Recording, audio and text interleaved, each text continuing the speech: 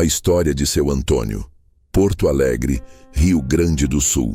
Meu nome é Antônio Carlos da Silva, tenho 76 anos e trabalhei 38 anos como bancário no Banco do Brasil, aqui em Porto Alegre. Comecei como escriturário em 1968, quando eu tinha apenas 18 anos, recém-saído do 2º grau. Fiz o concurso, passei em 3º lugar entre 200 candidatos e entrei orgulhoso naquele banco verde e amarelo. Fui subindo devagar, com muito trabalho e dedicação. Caixa, assistente, supervisor, até chegar a gerente em 1995. Me aposentei há 14 anos como gerente da agência da Avenida Independência, no centro de Porto Alegre. Recebia uma aposentadoria boa, 3 salários mínimos e meio. Não era fortuna, mas dava para viver com dignidade, pagar as contas, ter algum conforto. Fui casado com a Marilda por 52 anos. Nos conhecemos num baile do Clube do Banco, em 1970. Era um sábado de verão, fevereiro, calor danado. Ela tinha 19 anos, tinha ido ao baile com as amigas. Era a moça mais bonita que eu já tinha visto na vida. Cabelo preto comprido até a cintura, sorriso largo que iluminava a sala, olhos castanhos brilhantes. Quando ela entrou no salão, todo mundo olhou. Juntei coragem, eu era tímido, sempre fui, e convidei ela para dançar. Ela aceitou. Dançamos a noite inteira. No final, pedi o telefone dela. Ela me deu com aquele sorriso. Liguei no dia seguinte. Marcamos um encontro, e outro, e outro.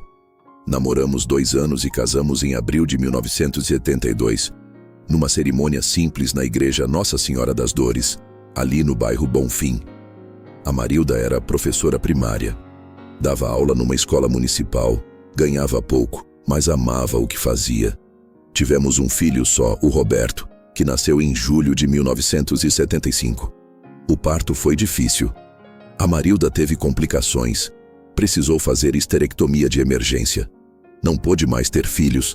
A gente ficou triste, queríamos mais, mas aceitamos. Concentramos todo o nosso amor, toda a nossa dedicação, toda a nossa vida naquele menino. O Roberto era nossa alegria. Um menino esperto, vivaz, cheio de energia. Aprendi a jogar bola com ele no Parque Farroupilha, o Redenção. Todo domingo a gente ia lá. Eu, a Marilda e o Roberto. Fazíamos piquenique e ele corria, brincava. Eram os dias mais felizes da minha vida. A gente deu tudo para ele. Tudo mesmo. Pagamos escola particular, o Colégio Anchieta, um dos melhores e mais caros de Porto Alegre. Eu fazia hora extra no banco para pagar a mensalidade. A Marilda dava aula particular à noite para complementar. A gente se apertava, mas fazia questão. Nosso filho ia ter o melhor. Quando ele terminou o 2º grau, pagamos cursinho pré-vestibular durante 2 anos. O Anglo, aquele cursinho caro do centro, era quase um salário mínimo por mês. Mas a gente pagava. A Marilda economizava em tudo. Comida, roupa, passeio. Tudo para o Roberto estudar. Quando ele passou em Direito na UFRGS, em 1994, fizemos uma festa no nosso apartamento. Convidamos toda a família, os amigos, os vizinhos. Eu comprei champanhe, coisa que eu nunca fazia, porque era caro. Mas naquele dia era especial. Meu filho ia ser doutor, ia ser advogado. Durante os 5 anos de faculdade, a gente continuou se esforçando. Compramos todos os livros que ele precisava, aqueles calhamaços de direito que custavam uma fortuna. Pagamos xerox de material, transporte, lanche na faculdade. Quando ele disse que queria fazer um curso de inglês para complementar, a gente pagou também. Em 1998 ele se formou. Eu e a Marilda choramos na formatura. Ali estava nosso menino de beca recebendo o diploma. Todo nosso sacrifício tinha valido a pena. Demos um carro 0 para ele, um Gol branco 1999. Pegamos empréstimo no banco para comprar. Ficamos pagando durante 3 anos, mas valeu. Ele estava tão feliz com aquele carro. O Roberto montou um escritório de advocacia pequenininho, numa sala comercial ali na Rua dos Andradas. No começo era difícil. Poucos clientes, pouco dinheiro. A gente ajudava. Eu dava dinheiro para ele pagar o aluguel da sala. A Marilda levava marmita todo dia para ele não gastar com restaurante. Aos poucos, o escritório foi crescendo. Ele começou a pegar mais clientes, mais casos. Em 2002, ele conheceu a Fernanda numa audiência no fórum. Ela era estagiária de outro advogado. Bonita, loira, bem arrumada. Ele se apaixonou. Eu, sinceramente, nunca gostei muito dela. Desde o primeiro dia que ele trouxe em casa, eu senti algo estranho. A Fernanda era calculista. Ela perguntava quanto eu ganhava, onde a gente tinha conta no banco, se a gente tinha poupança. Achei invasivo. Mas o Roberto estava cego de paixão. Eles namoraram 1 ano e casaram em 2003. Foi um casamento grande, caro. Ele quis fazer numa chácara chique em Viamão. Eram 200 convidados. A gente pagou metade. Sim, metade de um casamento de 200 convidados. Gastamos todas as nossas economias. Mas era pro nosso filho. A gente fazia de tudo por ele. Em 2004 nasceu o Rodrigo, meu primeiro neto. Que alegria! Eu e a Marilda ficamos loucos. Em 2006 nasceu a Amanda. 2 netinhos lindos. A gente ia lá todo domingo, levava presente, levava comida, brincava com as crianças. Era nossa vida. Mas aos poucos o Roberto foi mudando. Ou talvez fosse a Fernanda que ia mudando ele. Ele ficou mais distante, mais frio. As visitas foram diminuindo. Quando a gente ia lá, a Fernanda sempre tinha uma cara de poucos amigos. Reclamava que as crianças estavam cansadas, que tinham compromisso, que a gente avisasse antes. A gente sempre avisava. Mas mesmo assim, ela reclamava. Em 2010, a Marilda começou a ter problemas de saúde, pressão alta, diabetes. Em 2014, ela teve um AVC pequeno. Ficou com sequelas. A fala um pouco arrastada, a mão direita com dificuldade.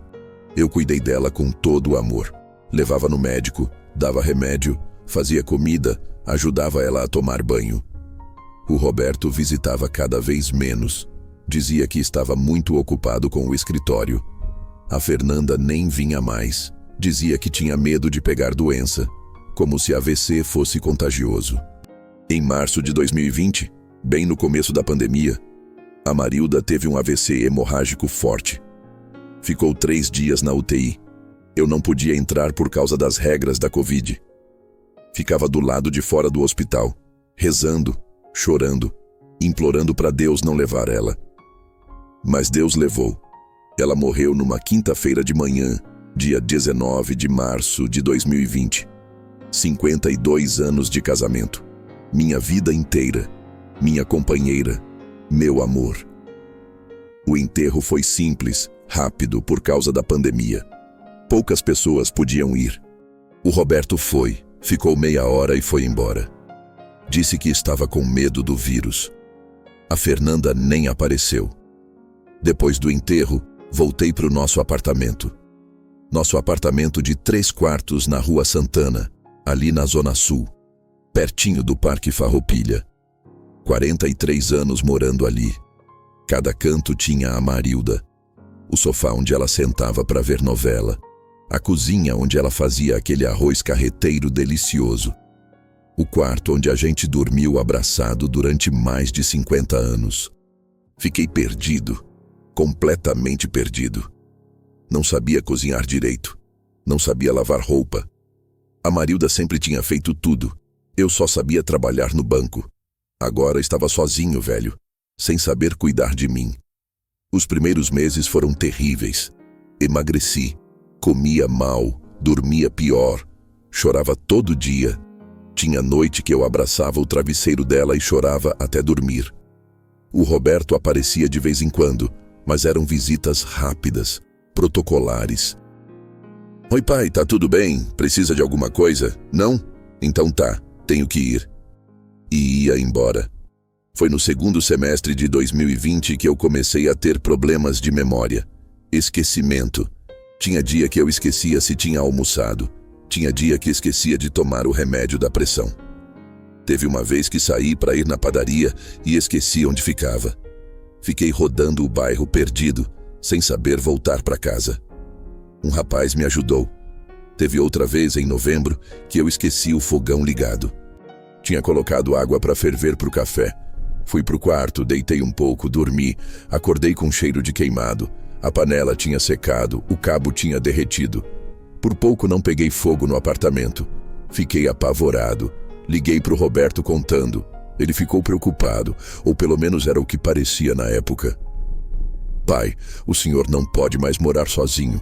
É perigoso. O senhor pode causar um incêndio, pode se machucar. Mas, filho, eu estou bem. Foi só um descuido. Não foi só um descuido, pai. O senhor está esquecido. Está velho. Precisa de cuidado. Velho. Ele falou como se eu fosse um traste. Vou contratar uma pessoa para ficar aqui com o senhor durante o dia. Uma cuidadora. No começo eu resisti. Não queria estranha na minha casa. Mas ele insistiu tanto que acabei aceitando. Ele contratou a dona Célia, uma senhora de uns 60 anos, muito educada, muito atenciosa. Ela vinha todo dia de segunda a sexta, das 8 da manhã às 5 da tarde. Fazia almoço, limpava a casa, me fazia companhia. Conversava comigo, me ajudava a lembrar de tomar remédio. Era bom ter alguém ali. Eu me sentia menos sozinho. Mas um dia, era uma terça-feira de tarde de janeiro de 2021, o Roberto apareceu sem avisar. Trouxe uns papéis. Pai, preciso que o senhor assine aqui. O que é isso, filho? É uma procuração para mim. Caso o senhor precise de alguma coisa e não possa resolver, eu resolvo pelo senhor. Que tipo de coisa? Ah, sei lá. Assinar documento no banco, resolver questão no cartório, pegar resultado de exame, essas coisas. É só uma precaução, para facilitar a vida do senhor. Peguei o documento. Tinha umas 5 páginas, tudo cheio de juridiquês, aquelas palavras complicadas. Tentei ler, mas não entendi muita coisa. Filho, eu não estou entendendo direito isso aqui. Pai, é padrão. Todo mundo faz. É só para eu poder ajudar o senhor nas coisas burocráticas. Confia em mim. Confiar nele. Ele era meu filho. Meu filho único. Claro que eu confiava. Assinei.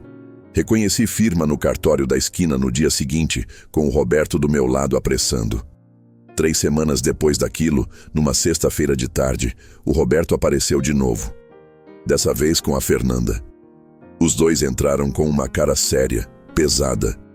Pai, a gente precisa conversar sobre uma coisa séria. Senta aí. Sentei no sofá.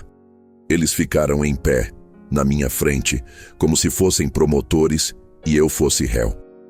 O que foi, filho? Aconteceu alguma coisa? Pai, a gente está preocupado com o senhor. Esse apartamento está muito grande. 3 quartos, muita coisa para cuidar. E fica caro também, né? Condomínio de 1.200, IPTU de 300 por mês, luz, água. Mas eu sempre morei aqui. A gente sabe, pai, mas as coisas mudaram. A mãe morreu, o senhor está sozinho e está esquecido, pode se machucar. Mas eu tenho a dona Célia. Não é suficiente, pai. A dona Célia vai embora às 5. E de noite? E fim de semana? O senhor fica sozinho. É perigoso. Eu estava começando a entender onde aquilo ia dar. O que vocês estão querendo dizer? Foi a Fernanda quem falou com aquele tom de falsa preocupação. Seu Antônio, a gente estava pensando que seria melhor para o senhor ir para um lugar adequado. Uma casa de repouso. Tem estrutura, tem enfermeira 24 horas, tem médico, tem atividades. O senhor vai estar seguro, bem cuidado. Senti um frio na espinha. Casa de repouso. Asilo. Vocês querem me colocar num asilo? Não é asilo, pai. O Roberto se apressou em dizer. É residencial para idosos. É diferente. É um lugar bom, confortável. Eu não quero ir para lugar nenhum. Eu quero ficar na minha casa. Pai, o senhor não está entendendo a gravidade da situação. Eu estou entendendo perfeitamente. Vocês querem me tirar da minha casa. O Roberto suspirou, impaciente. Trocou um olhar com a Fernanda. Ela deu um aceno. Pai, tem outra coisa. A gente precisa vender esse apartamento. Meu coração parou. Vender? Por quê? Porque o senhor precisa de dinheiro para o residencial. Esses lugares são caros. E por quê? Ele hesitou, mas a Fernanda cutucou ele. Porque a gente também precisa. O escritório não está indo bem. A gente está com algumas dívidas sérias. Aí estava a verdade. Eles estavam quebrados e queriam meu apartamento. Esse apartamento é meu. Eu e sua mãe compramos em 1978 com nosso suor. Cada prestação a gente pagou com sacrifício. Aqui sua mãe morreu. Aqui tem todas as nossas memórias. Eu não vou vender. Pai, lembrança não paga a conta, soltou a Fernanda com frieza. Fernanda tem razão, pai. O senhor está sendo sentimental, precisa ser prático. O senhor está velho, está sozinho, está esquecido. Não dá mais para ficar aqui. Eu não vou sair da minha casa e eu não vou vender. Essa casa é minha. Na verdade, pai, o senhor não precisa vender. Eu vendo. Como assim? A procuração, lembra? O senhor me deu procuração. Eu posso tomar decisões pelo senhor. Inclusive vender imóveis. Senti o mundo desabar. Filho, você não vai fazer isso. Por favor. É pro seu bem, pai. O senhor vai ver. Daqui uns dias a gente volta para acertar os detalhes. Tentei me levantar, segurar ele, implorar. Mas minhas pernas falharam. Eu caí sentado de volta no sofá. Eles foram embora. Nos dias seguintes, tentei falar com o Roberto 1000 vezes. Ele não atendia minhas ligações. Mandei mensagem, nada. Fui no escritório dele. A secretária disse que ele não estava. Tentei falar com a Fernanda, bloqueou meu número. Contei para dona Célia. Ela ficou horrorizada. Seu Antônio, isso é crime. O senhor não pode deixar. Mas o que eu faço, dona Célia? Eu assinei a procuração. Procura um advogado. Tem a defensoria pública. É de graça. Mas eu tinha medo. Medo de enfrentar meu filho. Medo de criar problema. Medo de ficar sozinho de vez. Fiquei paralisado, sem ação, só esperando o pior acontecer. E aconteceu. 1,5 depois, numa segunda de manhã, chegou um oficial de justiça no meu apartamento. Trazia um documento. Era uma escritura de venda. Meu apartamento tinha sido vendido, pelo Roberto, por R$350 mil. Mas como? Eu não autorizei isso. O senhor assinou uma procuração para o seu filho, senhor Antônio. Segundo esse documento, ele tem plenos poderes para representar o senhor, inclusive vender imóveis. Mas eu não sabia. Ele disse que era só para emergência, para me ajudar com papelada. Lamento, senhor, mas o documento está registrado em cartório. É legal. O senhor tem 15 dias para desocupar o imóvel. Os novos proprietários já pagaram. 15 dias. 43 anos de vida naquele apartamento resumidos em 15 dias de despejo. Tentei de novo falar com o Roberto. Nada. Fui na casa dele. Ele não estava. A empregada disse que ele tinha viajado. Viajado. Tinha acabado de me roubar e tinha viajado. Fiquei desesperado. Não sabia o que fazer. Chorava dia e noite. A dona Célia chorava comigo. No 10º dia da notificação, o Roberto apareceu. Trouxe a Fernanda e 2 homens de uma empresa de mudança. Pai, vamos embora. Já arrumamos tudo para o senhor no residencial Recanto do Sol. Roberto, pelo amor de Deus, não faz isso comigo. Essa é minha casa. É aqui que eu quero morrer. Pai, não dramatiza. O senhor vai estar bem cuidado lá. Tem estrutura, tem tudo. Eu não quero ir, eu quero ficar aqui. Ele fez um sinal para os 2 homens. Eles vieram em minha direção. Pai, não complica. Quanto mais o senhor resistir, pior vai ser. Tentei resistir. Tentei gritar por socorro. Mas quem ia me socorrer? Eu era um velho de 76 anos, contra 2 homens fortes e um filho sem coração. Eles me pegaram pelos braços e me arrastaram para fora. Eu gritava, chorava, esperneava. Os vizinhos abriram a porta, olharam assustados. Mas ninguém fez nada. Fecharam as portas de novo. Me colocaram no carro do Roberto à força. A Fernanda dirigia. Os 2 homens ficaram para fazer a mudança. A mudança das minhas coisas, que eles iam decidir o que levar e o que jogar fora. E as coisas da Marilda, as fotos dela, os objetos dela. A gente guarda, pai. Relaxa. Vai ficar tudo guardado. Mas eu sabia que era mentira. Eu conhecia a Fernanda. Ela ia jogar tudo fora. Me levaram pro tal Recanto do Sol. Ficava em Alvorada, região metropolitana de Porto Alegre, longe de tudo. Um prédio velho, mal pintado, com grade nas janelas. Cheiro de desinfetante misturado com urina. Velhos sentados em cadeiras de rodas pelos corredores, babando, olhando pro nada. Era um asilo vagabundo. Não, eu não vou ficar aqui. Roberto, me tira daqui. Pai, é só até o senhor se acostumar. Depois o senhor vai ver que é bom. Uma funcionária apareceu, corpulenta, mal-humorada. É o novo? Vem. Seu quarto é no 2º andar. Roberto, filho, não me deixa aqui, por favor.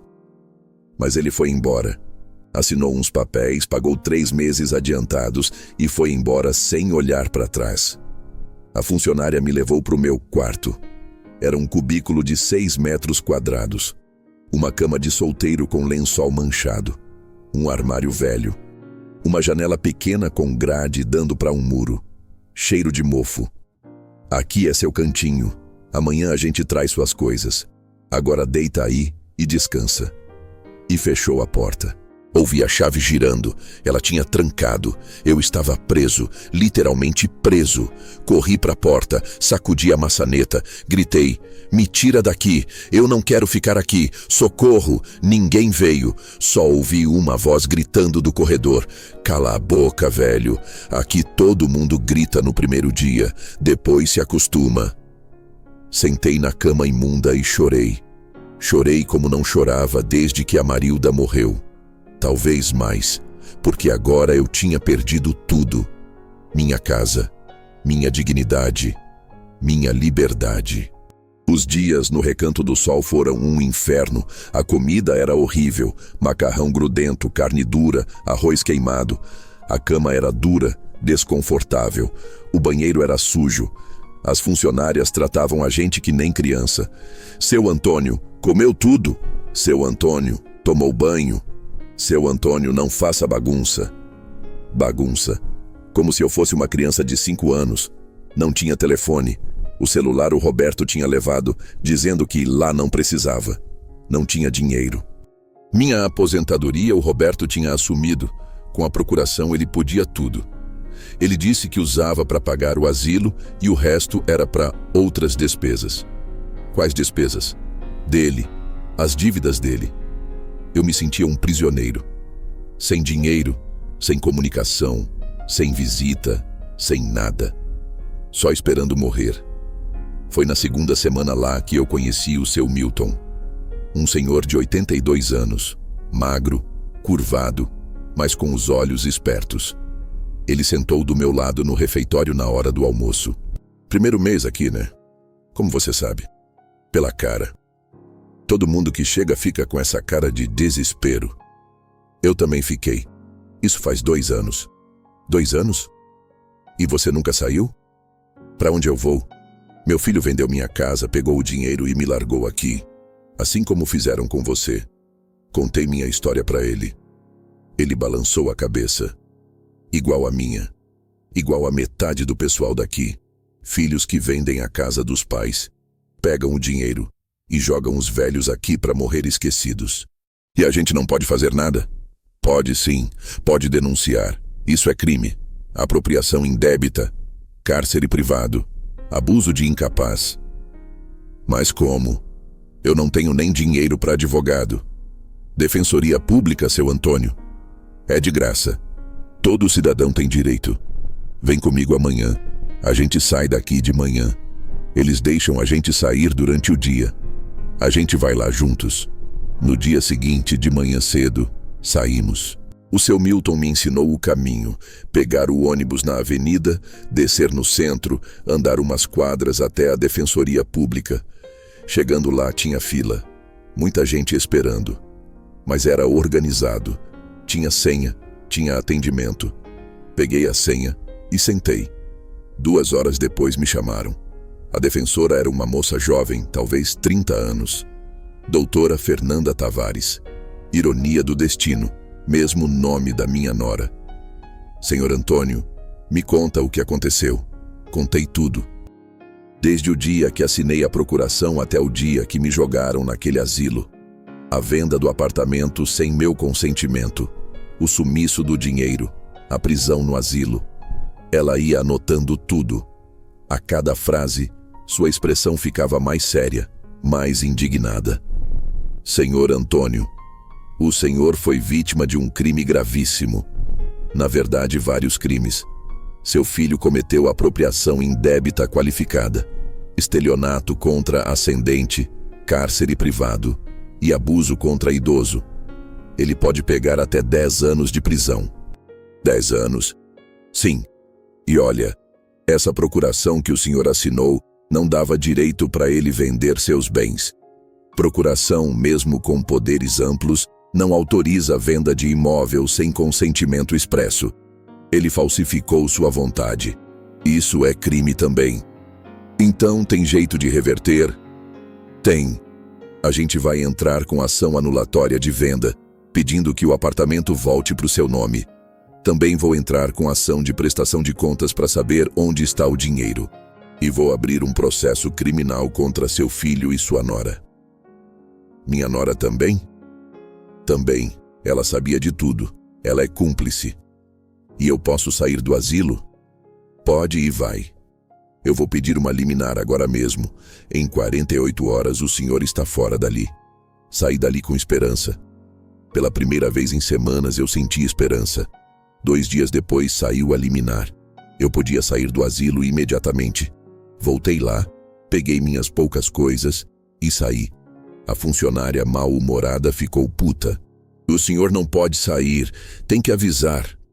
Tem uma ordem judicial aqui, leia. Ela leu, bufou e me liberou.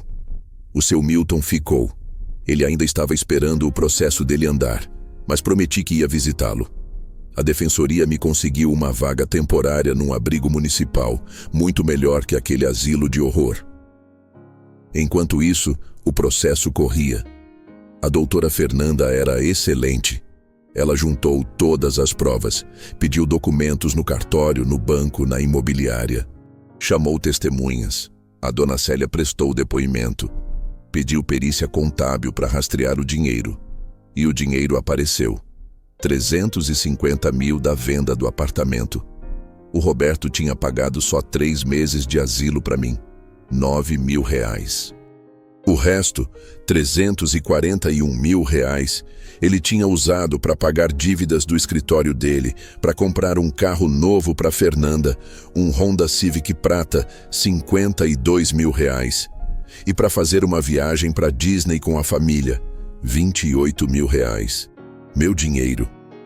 O dinheiro da venda da minha casa. Da casa que eu e a Marilda construímos. Gasto em carro e Disney. O Roberto foi intimado a depor. Ele chegou no fórum de terno confiante, achando que ia conseguir enrolar. Mas a doutora Fernanda destroçou ele. Mostrou todas as provas, todas as transações bancárias, tudo. A juíza, uma senhora de uns 60 anos, de óculos, expressão séria, ficou visivelmente revoltada. No final da audiência, ela olhou para o Roberto e disse: Doutor Roberto, o senhor é advogado, o senhor conhece a lei.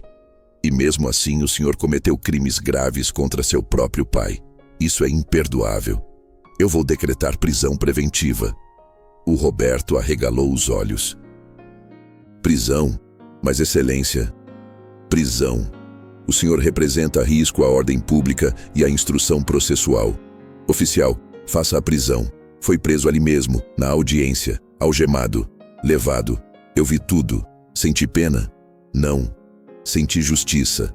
A Fernanda foi indiciada também como coautora. Ela não foi presa, mas teve prisão domiciliar e tornozeleira eletrônica. 6 meses depois, saiu a sentença.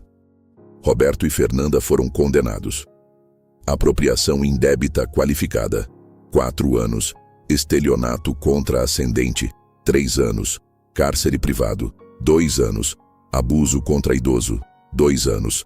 Total, 11 anos de prisão em regime inicial fechado. Também foram condenados solidariamente a me devolver os R$350 mil da venda do apartamento. Mais R$100 mil de danos morais. Mais pensão mensal vitalícia de R$2 mil.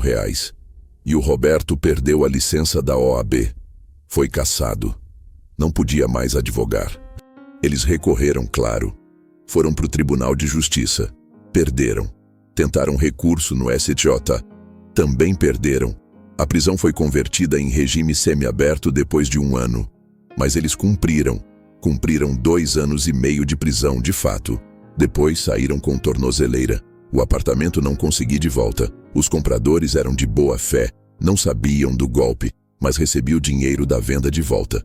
E mais a indenização. Mais o dinheiro que eles tinham gasto, tiveram que vender o carro, cancelar as parcelas da viagem. Com o dinheiro, comprei um apartamento menor, de 2 quartos, ali na rua Venâncio Aires, ainda na Zona Sul. Paguei à vista, 300 mil. Sobrou dinheiro. Investi. Hoje recebo os rendimentos mais a pensão que eles pagam.